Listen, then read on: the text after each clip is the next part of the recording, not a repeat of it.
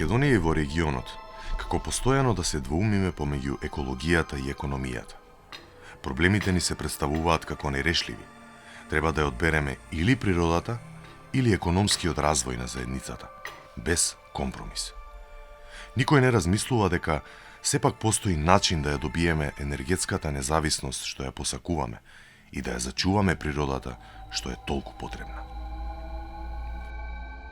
Проблемите што ги носат овие дилеми за многумина делуваат далечни, некаде во некои високи планини и за нив непознати потоци. Но овие места се дом и на загрозените човечки и животински заедници.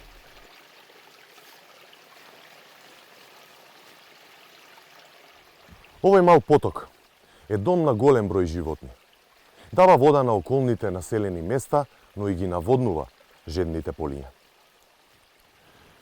Но исто така, овој мал поток може да произведе и електрична енергија за околните населени места. Што е поважно? Дали овој мал екосистем или енергетската иднина на државата? Но овде не станува збор за дебата на политики. Овде станува збор за дебата на вредности.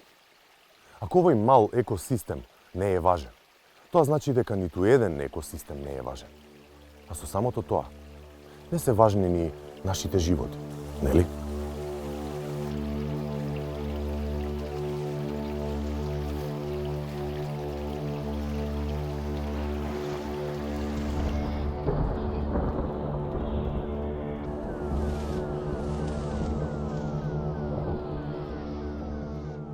Ono što smo do sada istraživali pokazuje da na deonicama gde postoje derivacioni cevovodi, da je živi svet u tim vodotokovima značajno devastiran ili potpuno uništen, da je došlo do poremećaja režima prihranjivanja podzemnih voda, odnosno da slabe izvori u priobalju takvih vodotokova, a često lokalno stanovništvo ne može više da se bavi svojim tradicionalnim poljoprivrednim aktivnostima ili ima otežano snabdevanje vodom za piće. Dakle, sintagma mala energetska korist, a enormne ekološke štete je nešto što odlikuje male hidroelektrane i jasno je da samo oni koji primaju te povlašćene subvencionisane tarife imaju interes da se to gradi.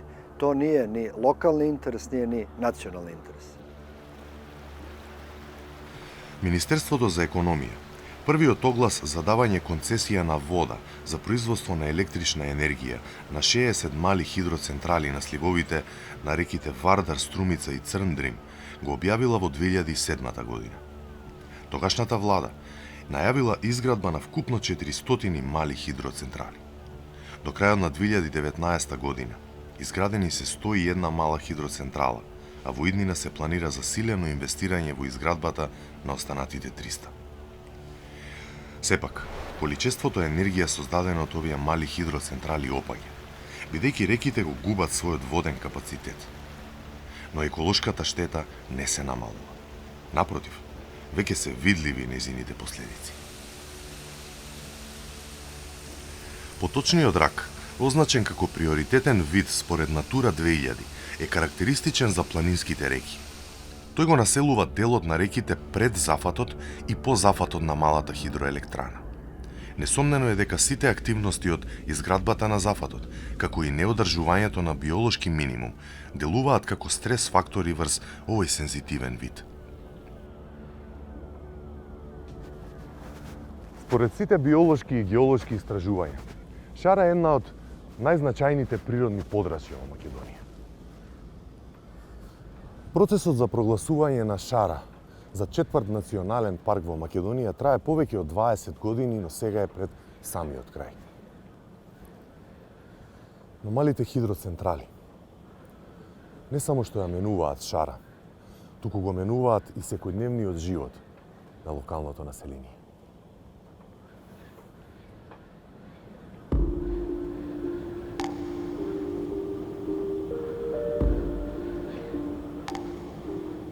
Јас сум Армин Љута, јас сум од град Тетово, значи љубител на Шар планина од дете.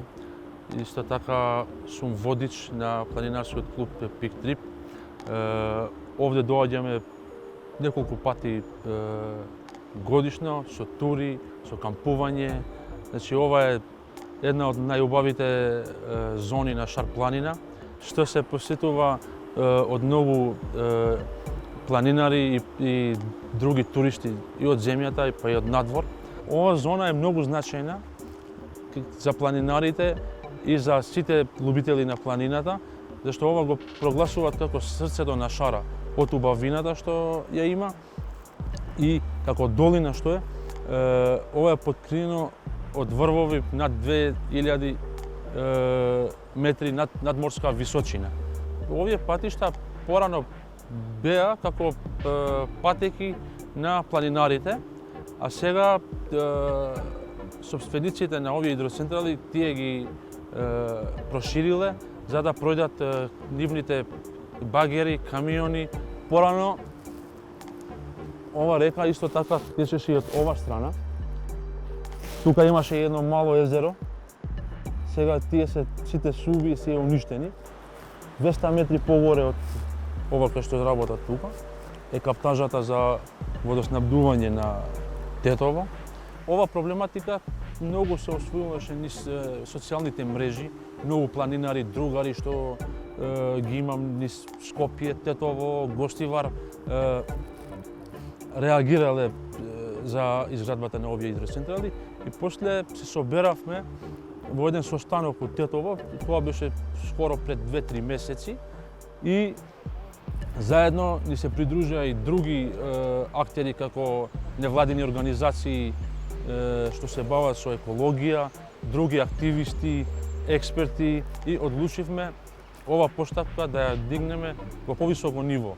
Како некоја група се делевме да протестираме теренски и има некоја група правници ова постапка да ја терат законски и преку државните институции. И ние како Зелен фронт, поред сите постапки, ќе побараме и од општина Тетово, и од Министерството за животна средина да го разгледат уште една ова работа и да ги спречат со изградбата на овие хидроцентрали.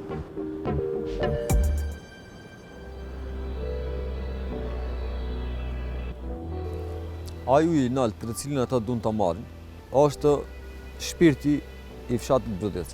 Neve, unë personalisht, si person, jashta bashkësisë lokale, jashta përgjegjësive, asnjëherë nuk do pajtohesha.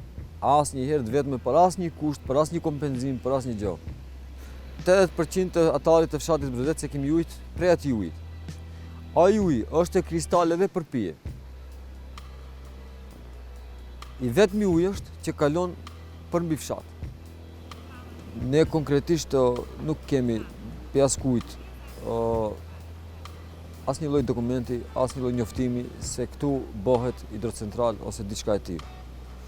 Mirë po, jo oficialisht kemi kuptuar që bëhet diçka, jo bëhet, po do bëhet diçka. Do me thonë, kur do merren masa për të bërë diçka, neve jemi të përgatitur që ta ndalojmë atë, me aq sa kemi mundësi.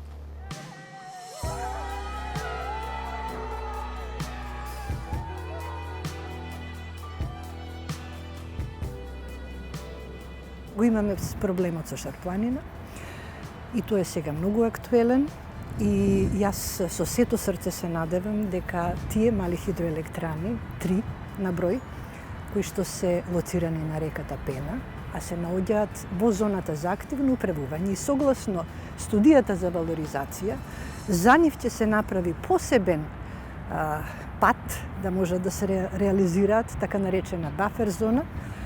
Се надевам дека тоа нема да помина и очекувам во текот на сега јавните расправи и граѓаните кои што се засегнати од ова прашање дека силно ќе се спротивстават на реализацијата на овие 3 мали хидроелектрани.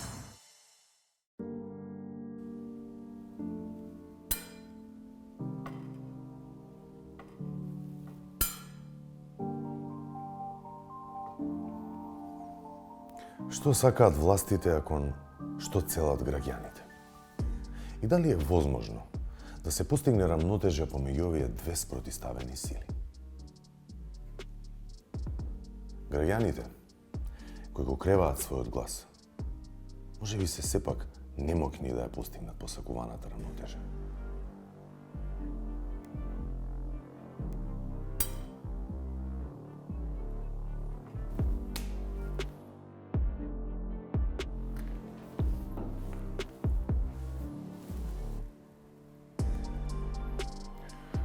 Во соседните земји, битката на екологијата и економскиот прогрес се на многу позавидно ниво.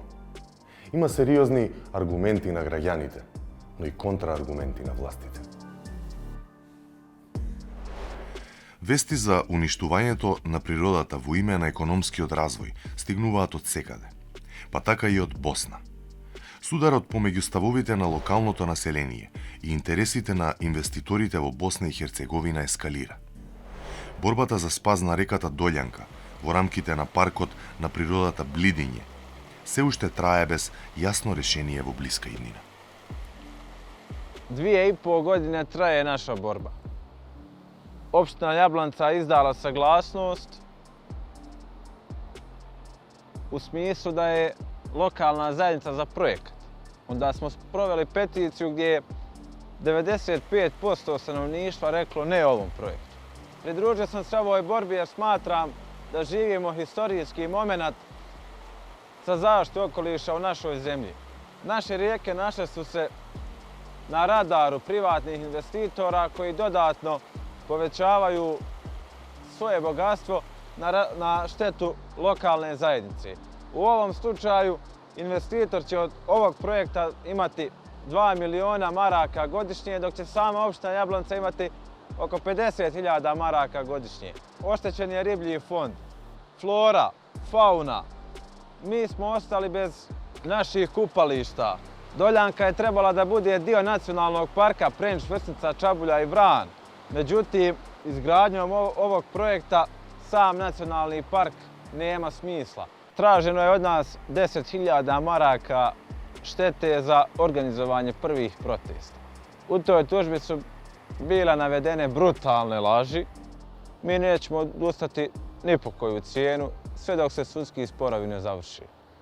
Krajnja destinacija je Strasbourg. Mi, mještani podružnica Jelačića i Zlate, smo digli glas protiv ovakvog projekta iz razloga što on po svim mogućim i procjenama i mišljenjima i po svim nekakvim shvatanjima ona nama uopšte nije bila potrebna. Jer mi imamo dovoljno struje. Mi smo kao stanovnici se pobunili i otišli smo na samom početku radova na radilište da skrenemo pažnju, da nismo za to, da ukažemo na propuste, da ukažemo na to da smo zaobiđeni. Međutim, naša lokalna zajednica nije marila za to. Onda smo sticajem okolnosti, nismo imali drugog izbora, formirali smo jedno udruženje pod nazivom Građani za Doljanku. U našoj opštini su investitoru pogodovali tako što su na svoju ruku, bez da su uradili novu studiju utjecaja na okoliš, a to i zakon nalaže, promijenili trasu cjevovoda. Tako što su je spustili direktno u korito. Što niti jedna studija ne bi to dozvolila. Znači, to je već sljedeće veoma grubo kršenje zakona. Stanovništvo je potpuno sprečeno da sprovodi svoje uobičajene aktivnosti i narušen im je mir, a i oni imaju pravo na neki svoj tradicionalan način života. I još nešto treba znati, svi ti investitori su uglavnom ljudi koji su imućni, koji dolaze iz velikih gradova i odlaze u ta prilično zaboravljena i siromašna sela da realizuju svoj interes. A vole često u javnosti da se predstavljaju kao žrtve nekih agresivnih seljaka i nekih agresivnih ekologa, a zaboravljaju činjenicu da su oni došli u neke ambijente i na neko zemljište koje ipak nije njihovo. Од 21. век, развојот е зависен од енергијата.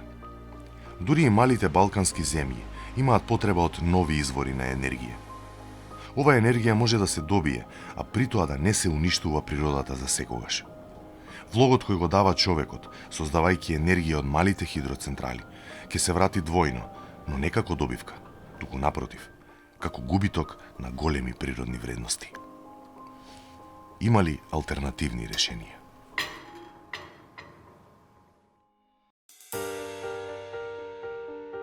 сончевата енергија е многу важен ресурс кој што мора да се користи. Би било добро државата да може да направи одредено пилотирање, луѓето да сватат дека фотоволтаиците се можни и достапни. И исто така убаво би било кога граѓаните би се здружувале во така наречени енергетски кооперативи, каде што тие енергетски кооперативи всушност ќе ги обединат и граѓаните, и проектантите, и изведувачите, за да можат заеднички да планираат за повеќе семејства, за повеќе објекти, на поевтин начин одеднаш да можат да се изведуваат комерцијални атрактивни проекти. Така да тука е еднината.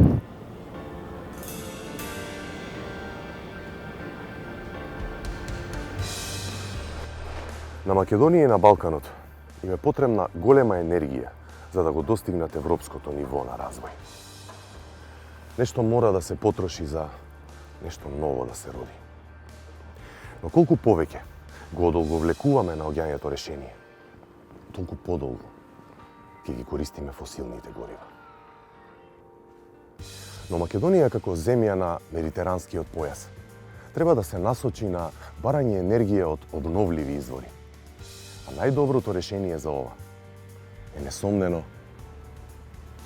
сонцето.